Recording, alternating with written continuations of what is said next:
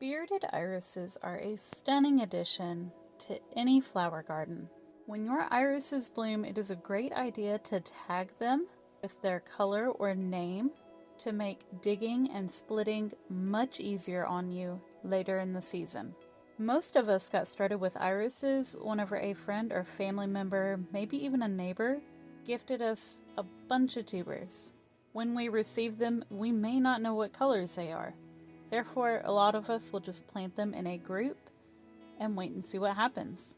However, whenever you decide you want to dig them, split them, give some away, maybe create separate flower beds for the different colors, whatever the reason may be, it can be a real headache trying to figure out what color your flowers are outside of the blooming season.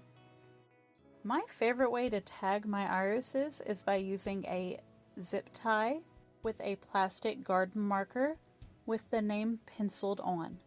Pencil is important because it won't fade in the sunlight. Plastic markers tend to hold up for a whole season, which should get you from blooming to digging. And many zip ties are UV resistant, so be sure to get the UV resistant zip ties. By doing it this way, your markers won't fade or degrade during the growing season. So by the time you go to dig, you'll know exactly what you have. Irises only bloom once a year during the spring, so if you don't get your plants before the blooms fade, then you're really out of luck until next year.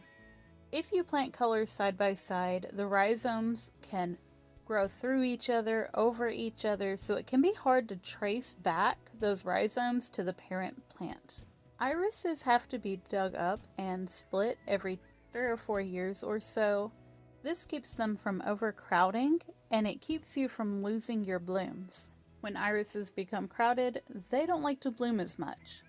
As an added bonus, if you tag your irises before digging them and splitting them, you'll be able to easily trade those rhizomes with other people for other colors or other types of plants.